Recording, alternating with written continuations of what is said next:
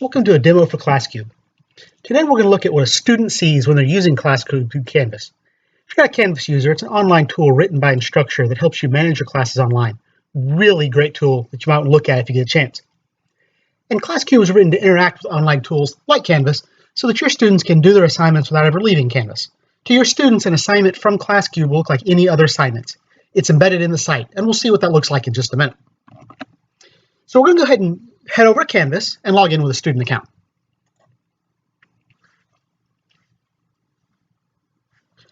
Once there, and you've probably seen this before, there's a list of their available courses. Since this is a demo, there's just the one course. And then once in the course, we're going to take a look at the Assignments tab.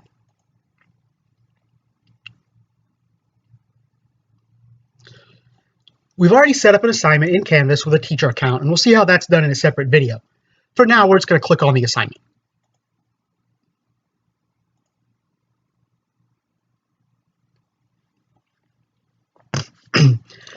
What your student will see is a code window on the left side with instructions on the right.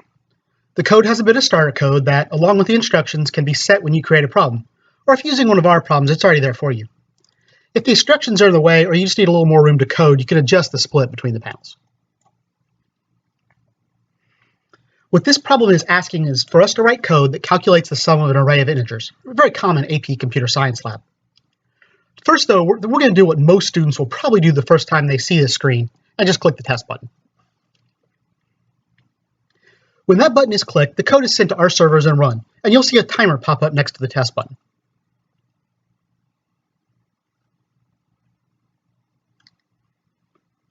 This time around, the code didn't build because there wasn't a return. So let's fix that. We'll just return 0 so the code will build.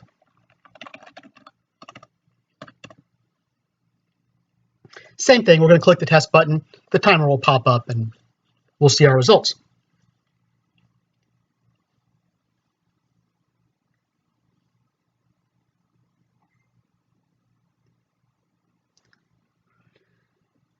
This time the code did build and we can see our results. We got 1 out of 4 tests correct, and you can see the 3 that failed. Although you can't hide the results if you'd rather your students only know that they got 1 out of 4, or however many tests there are. In this case, the one of the tests that passed was an empty array, so returning 0 was actually the right result. So this time, let's actually solve the problem.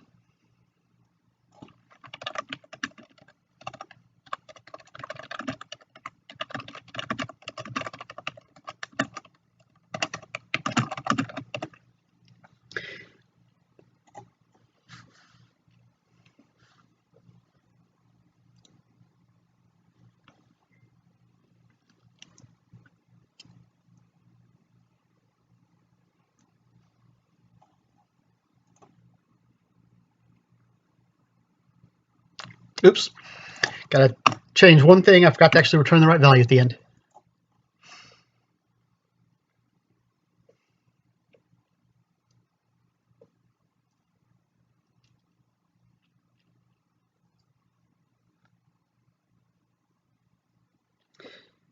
And this is what your students will see when they fully solve a problem.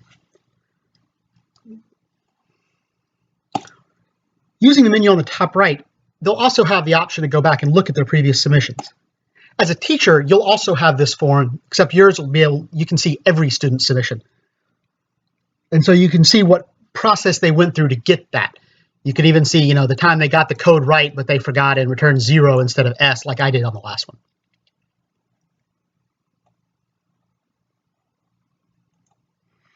One of the best features, though, of using ClassCube with Canvas is the grades are automatically sent back into Canvas.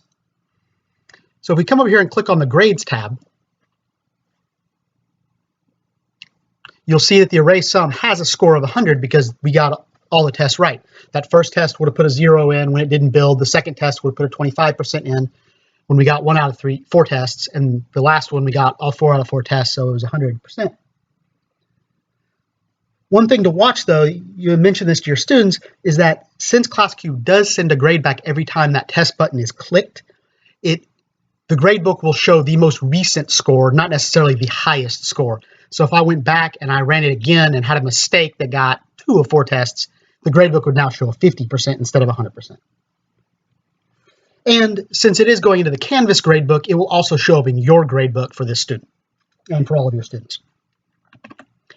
And that's it. We tried to make ClassCube as easy for your students to use as possible. Our feeling is that they're better off if they're focusing on the code and not the tool. We don't want ClassCube to get in the way. And if you'd like to know more, our website is classcube.com. If you're watching this on YouTube or Facebook, there should be a link you can follow. And if you're watching on our site, you're already there. And I want to thank you again for watching. And if you have any questions, feel free to reach out.